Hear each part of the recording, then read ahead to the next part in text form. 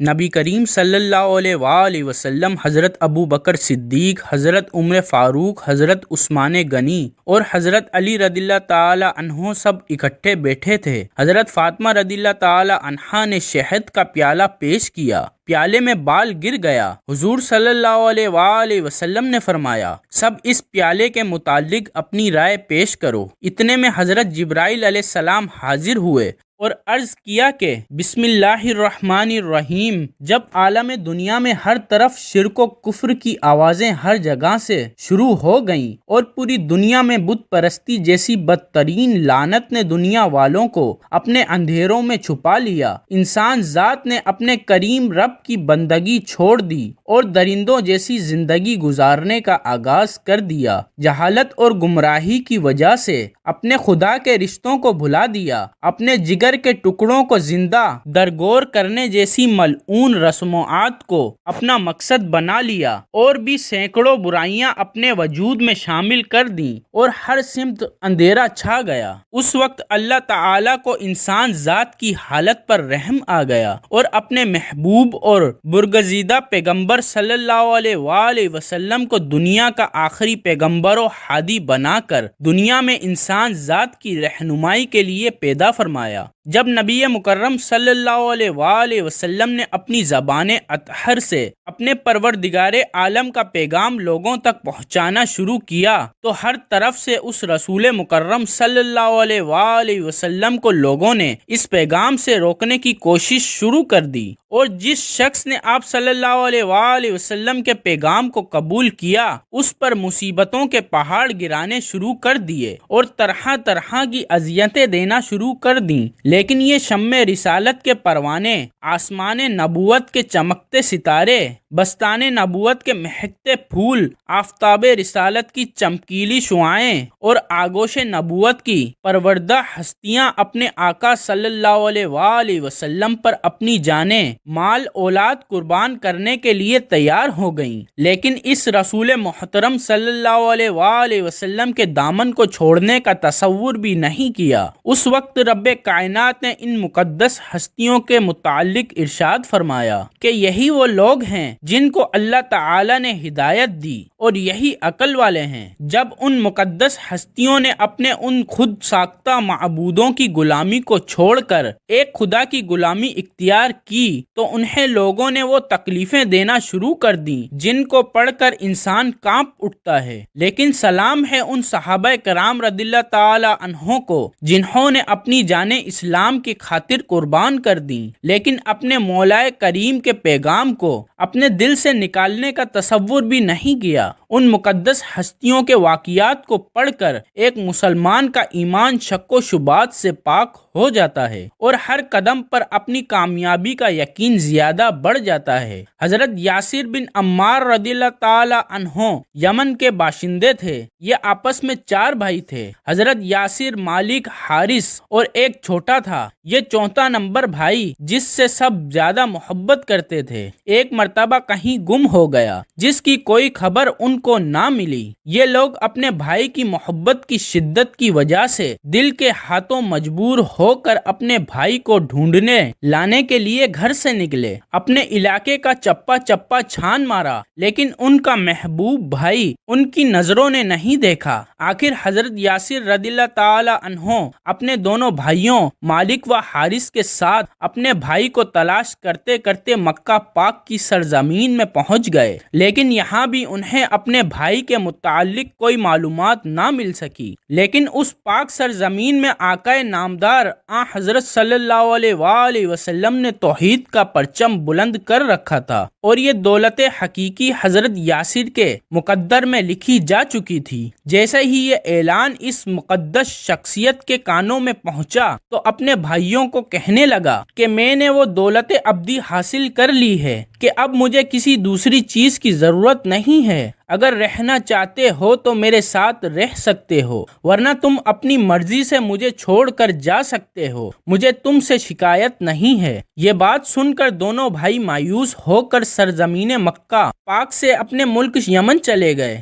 لیکن حضرت یاسر بن عمار رضی اللہ تعالی عنہ نے مکہ پاک میں سکونت اختیار کر دی اور یہاں ابو حذیفہ بن مغیرہ سے حلیفانہ تعلقات پیدا کر لیے۔ ابو حذیفہ نے اپنی ایک نیک سیرت لونڈی حضرت سمیہ بنت خباب رضی اللہ عنہا حضرت یاسر بن عمار رضی اللہ تعالی عنہا کو بخش دی، جس سے انہوں نے نکاح کر لیا اور اپنی زندگی کے دن مکہ پاک میں گزارنے لگے۔ بالآخر قدرت نے حضرت یاسر اور حضرت سیہ رضی اللہ تعالی عنہا کو ایک خوبصورت و سیرت بچہ عطا فرمایا، جس کا نام حضرت عمار رضی اللہ تعالی عنہ رکھا گیا۔ یہ مقدس بچہ آگے چل کر اپنی سیرت و صورت، کردار و گفتار و عشق رسول میں جا کر تاریخ اسلام کا ایک مستقبل لال بن گیا، جس کی سیرت و عشق کے واقعات پڑھ کر انسانی عقل دنگ رہ جاتی ہے۔ سیدنا ابو ذر غفاری کو خلیفہ سوم سیدنا عثمان نے مدینے سے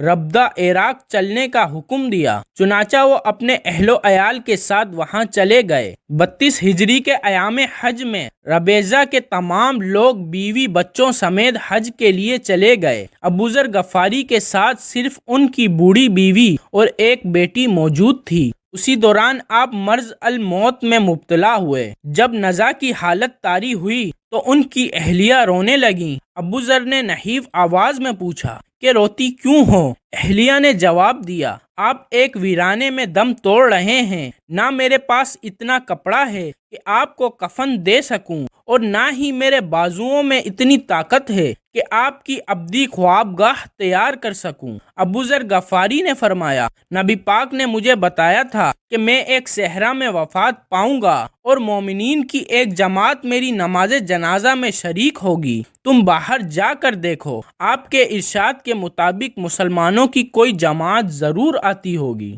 ابو ذر کی اہلیہ ٹیلے پر چڑھ کر انتظار کرنے لگیں۔ تھوڑی دیر بعد چند سوار نمودار ہوئے۔ جب قریب آئے تو ابو ذر کی زوجہ نے کہا، بھائیوں، قریب ہی ایک مسلمان سفر آخرت کی تیاری کر رہا ہے، اس کے کفن دفن میں میرا ہاتھ بٹاؤ۔ قافلے والوں نے پوچھا، وہ کون شخص ہے؟ جواب دیا، ابو ذر غفاری۔ ابو ذر کا نام سنتے ہی قافلے والے بے تاب ہو گئے اور ہمارے ماں باپ ان پر قربان ہوں پکارتے ہوئے ان کی طرف لپکے۔ یہ لوگ ابو ذر کے پاس پہنچے اور انہوں نے بسم اللہ وعلا وعلا ملتا رسول اللہ کہہ کر جان آفرین کے سپرد کر دی۔ فقیہ امت سیدنا عبداللہ بن مسعود رضی اللہ تعالی عنہ نے آپ کی نماز جنازہ پڑھائی اور پھر سب نے مل کر اس آفتاب رشد و ہدایت کو سپرد خاک کر دیا۔ ایک مرتبہ نبی کریم صلی اللہ علیہ وآلہ وسلم حضرت ابو بکر صدیق رضی اللہ تعالی عنہ،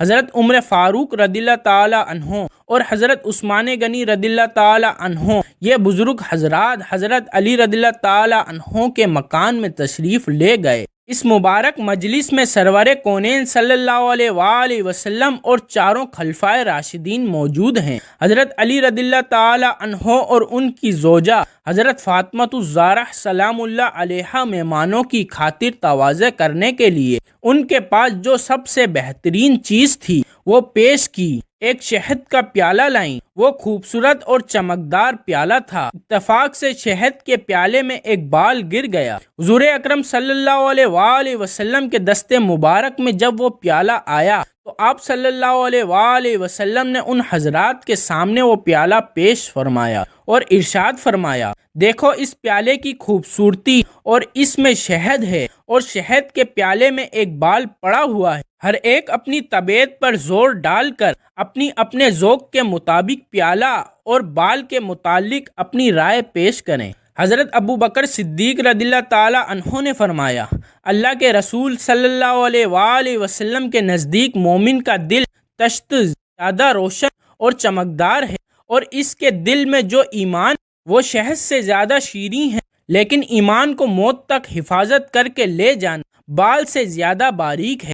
حضرت عمر فاروق رضی اللہ تعالی عنہ کے سامنے جب یہ پیالہ آئے تو حضرت عمر فاروق رضی اللہ تعالی عنہ نے فرمایا، یا رسول اللہ صلی اللہ علیہ وآلہ وسلم، حکومت اس تشت سے زیادہ چمکدار اور روشن ہے، حکمرانی کرنا شہد سے زیادہ شیریں ہے، لیکن حکومت میں عدل و انصاف کرنا بال سے زیادہ باریک ہے۔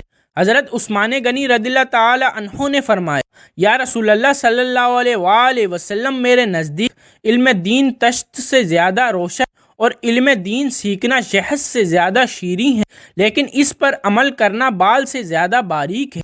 حضرت علی رضی اللہ تعالی عنہ نے فرمایا، یا رسول اللہ صلی اللہ علیہ وآلہ وسلم، میرے نزدیک معزز مہمان تشت سے زیادہ ہے اور ان کی مہمان نوازی شہد سے زیادہ شیریں اور ان کو خوش کرنا بال سے زیادہ باریک ہے۔ حضرت فاطمہ رضی اللہ تعالی عنہا فرماتی ہیں، عورت کے حق میں حیا اس تشت سے زیادہ روشن اور چمکدار اور اس کے چہرے پر پردہ اس شہد سے زیادہ شیریں ہے، اور ایک غیر مرد پر نگاہ نہ پڑے اور مرد کی اس پر نگاہ نہ پڑے، یہ بال سے زیادہ باریک ہے۔ حضور اقدس صلی اللہ علیہ وآلہ وسلم نے فرمایا، اللہ کی معرفت اس تشت سے زیادہ روشن ہے۔ معرفت الہی سے آگاہ ہو جانا، خرفت الہی حاصل ہو جانا اس شہد سے زیادہ شیریں ہے، اور اللہ تعالیٰ کی معرفت کے بعد اس پر عمل کرنا یہ بال سے زیادہ باریک۔ حضرت جبرائیل علیہ السلام نے فرمایا، میرے نزدیک راہ خدا تشت سے زیادہ روشن ہے، اور اللہ کی راہ میں اپنی جان و مال قربان کرنا، جہاد کرنا شہد سے زیادہ شیریں ہے، اور اس کے بعد فرمایا، اس پر استقامت یعنی موت تک راہ خدا میں چلتے رہنا بال سے زیادہ باریک ہے۔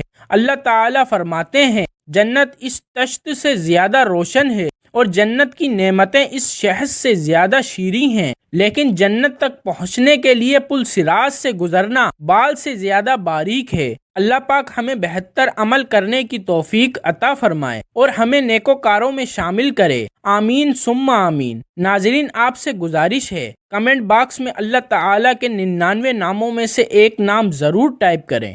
شکریہ۔